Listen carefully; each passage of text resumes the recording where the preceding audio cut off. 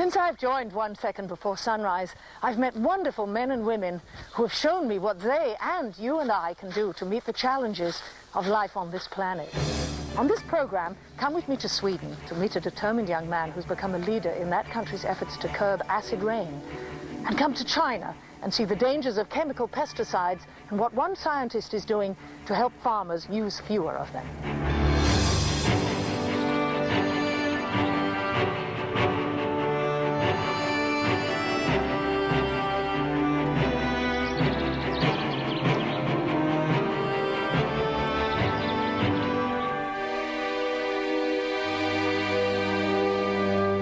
Many of us are concerned about the chemicals farmers use. We wonder about what's on the food we eat. We hear about what happens when fertilizers and pesticides collect in our soil and water. No one has more reason for concern than farmers themselves who handle these chemicals every day. They face the greatest danger.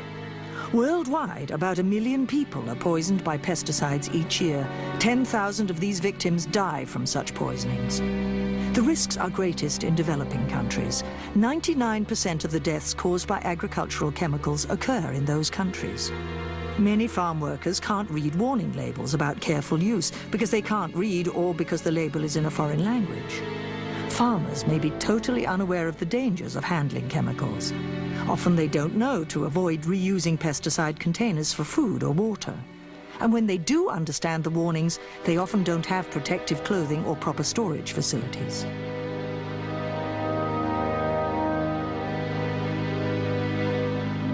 Chemical pesticides have helped millions of people, yet are a mixed blessing. In 1958, the World Health Organization intensified the efforts to eradicate malaria. The insecticide DDT was found to kill the malaria-causing mosquitoes, and the incidence of malaria fell dramatically. Then, suddenly, after only 5 years of spraying, the momentum reversed. Every 2 years, the number of people suffering from malaria doubled. The mosquitoes had developed a resistance to DDT. The startling realization of how quickly and how effectively mosquitoes develop resistance to chemical control was to occur again and again in attempts to control insects, both those carrying diseases and those plaguing farmers' crops. Nearly 25% of the world's pesticides are used on cotton. In the United States, nearly 50%. But despite this massive bombardment with chemicals, yields are declining in much of the world. In the United States, cotton growers in Texas and other states gave up vast acreage of cotton when pesticides became too costly and ineffective.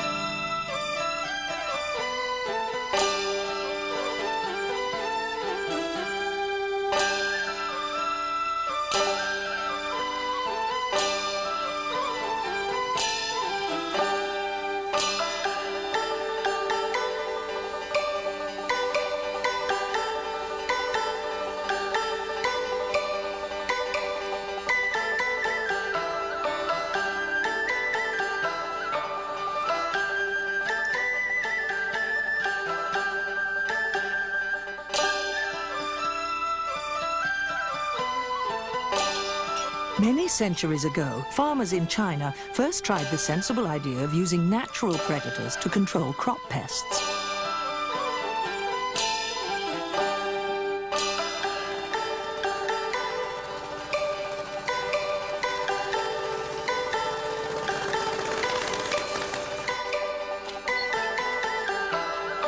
One second before sunrise went to China, where Dr. Zhao Jing Zhao showed us the renewed promise of this ancient technique, which today is called biological control.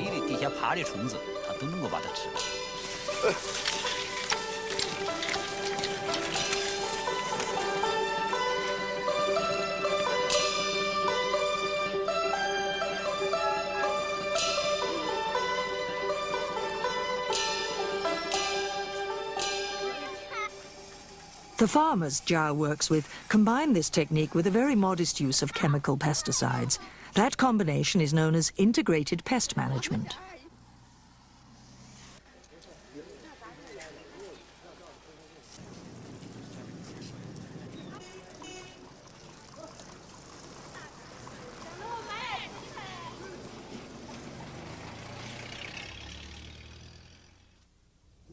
China is the world's biggest producer of cotton, and cotton is the chief crop in Hubei province. People who work in the cotton fields of Hubei province once relied solely on pesticides. But even as they spent more and more money on them, they saw their harvests getting smaller.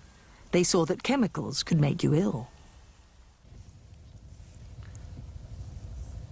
Zhao, president of the University of Hubei, set about to help those farmers. To do so, he has dedicated more than 10 years of his life to studying various means of biological pest control. Many insects and spiders are useful for natural pest control.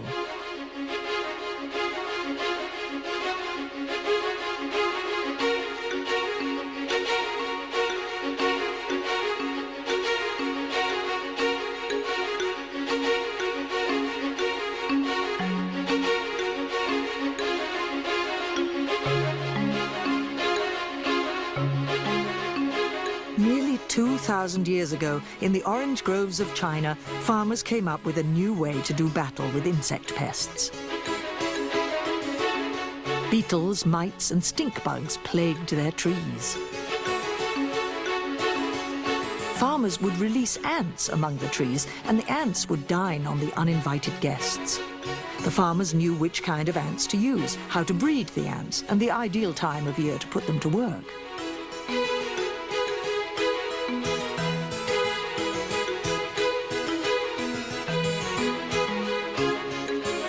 Today, Zhao is continuing this tradition by finding ways to control cotton pests with their natural enemies. Cotton has posed difficulties to its growers for hundreds of years, not only in China, but in the United States and in other countries as well. While here in China, the main cotton pest is the boll worm, the boll weevil destroys cotton in the United States. Zhao's efforts to perfect new methods of biological control have a certain urgency because farmers and scientists are increasingly troubled by the costs and dangers of chemical pesticide use.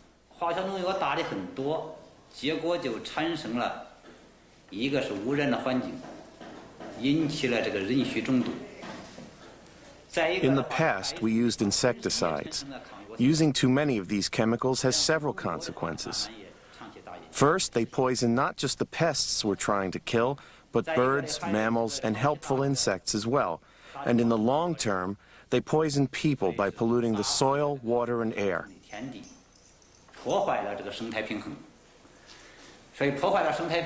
Second, they lose their effects as pests develop resistance to them.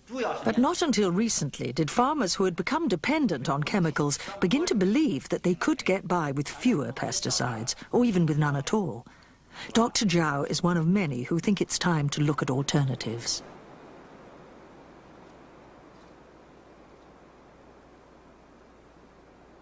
"15 years ago, Zhao turned his attention from rice cultivation to cotton in an effort to reduce the use of chemicals and to stop the poisoning of the environment.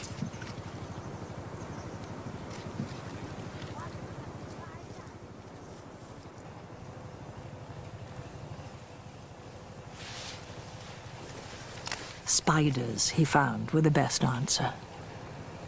We are educating farmers about spiders to let them know that spiders can be beneficial. Farmers have a natural aversion to spiders and usually want to get rid of them. So what we do is to show them a test tube containing both spiders and bollworms in which they can see spiders eating the pests. Once they've seen this, they know that spiders can benefit their farms.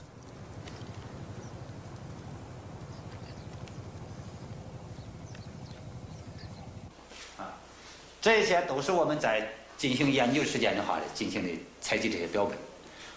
conducted a nationwide survey on how many different kinds of spiders are active in cotton fields.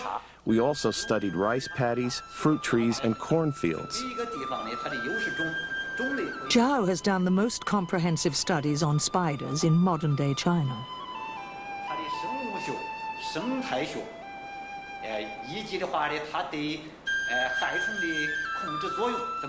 In looking for natural predators to control cotton pests, Dr. Zhao found that of 600 predators, more than 100 were varieties of spiders. When the population of natural enemies isn't big enough to control the pests, farmers need to establish a balance between pest and predator, an ecologically healthy system that keeps pests in check naturally and allows crops to flourish.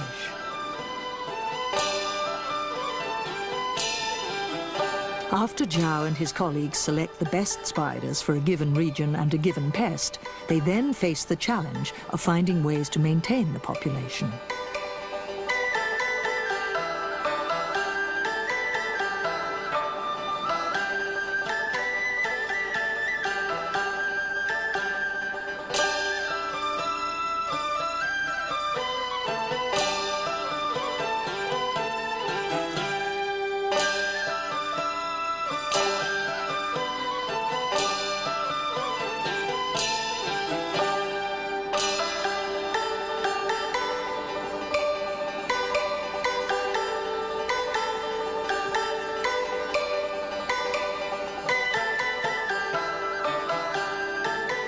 Spiders eat all kinds of insects, those that fly and those that crawl on the ground.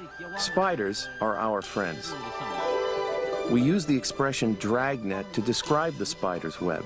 With this complex net, spiders are very successful in catching the pests.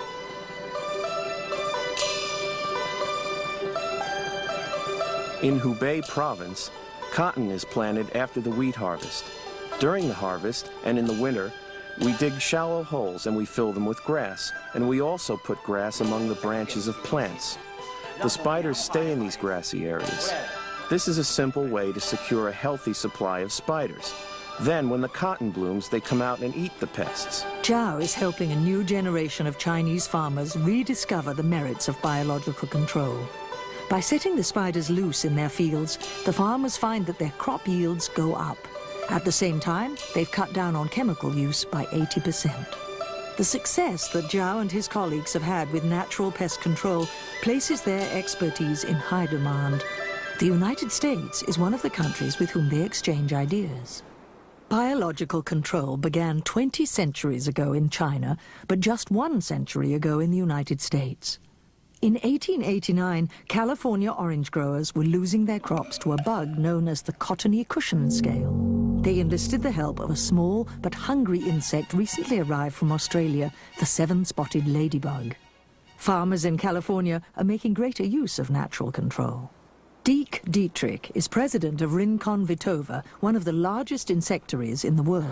So tell me, what have you got on this leaf here? Well, we have 2 of the pests that occur in cotton. There's an aphid here on the top. All of this discoloration of this leaf is from aphids and mites. Right. This lacewing egg, there's a number of them on here, are the primary predator of aphids and mites. You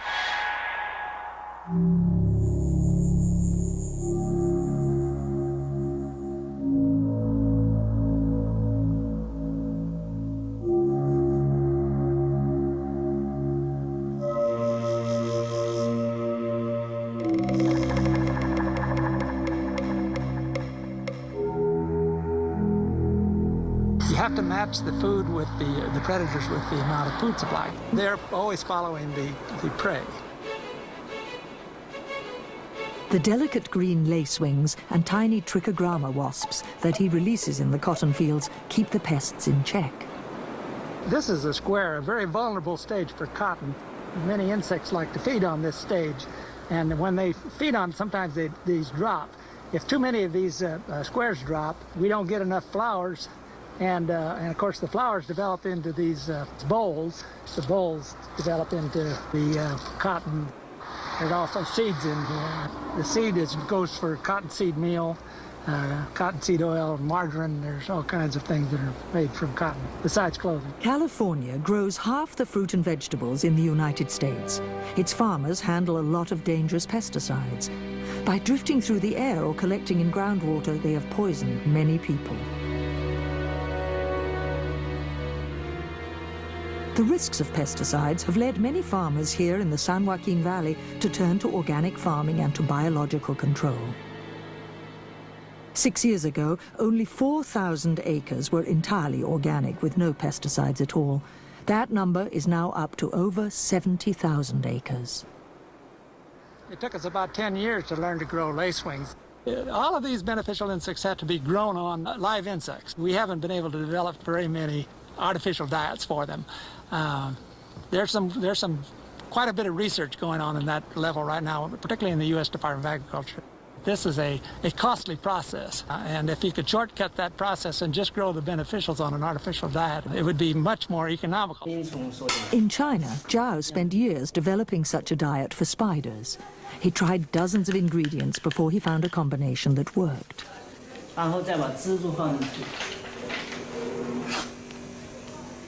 We've come up with several different formulas. These formulas can not only be used for feeding, but can also be used to raise spiders to lay eggs and reproduce new generations.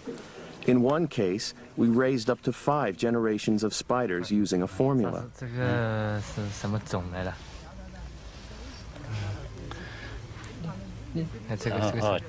这个叫做是三头花烛，这个三头花烛的话呢，它的分布比较广，在我们国家从南到北几乎都有。这个配方的话呢，我们通过养对4种蜘蛛样都能够成活。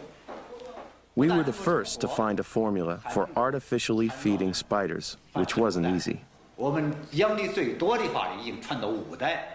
The ingredients in Zhao's spider foods are simple: egg, honey, sugar, several vitamins and enzymes, milk powder, and water. 在外国研究都比较少，所以这个我们就是首先的话呢，合成了蜘蛛的人工饲料，因为这个比较难，这样。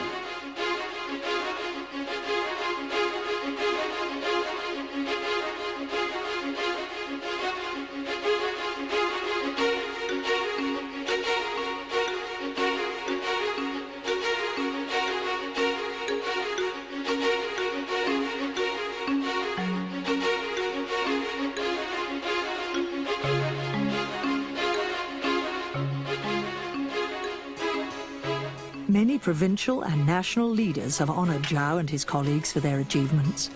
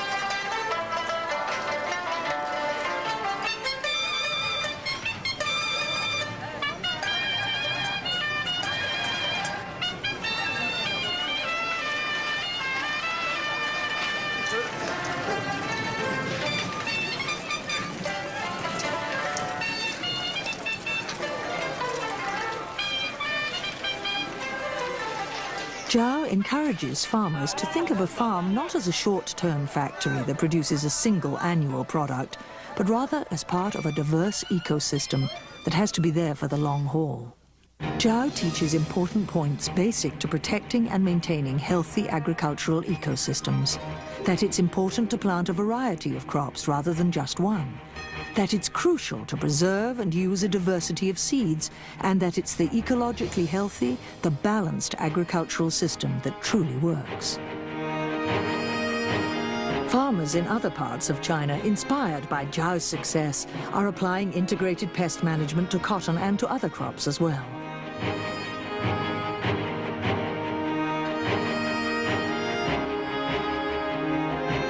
Zhao's discovery of a successful natural means of controlling the bollworm, a centuries-old problem, can now benefit cotton growers not only in China but also in other countries.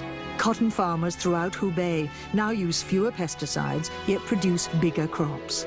Their standard of living is improving, they spend less money on pesticides and make more from their crops, and they have fewer health problems.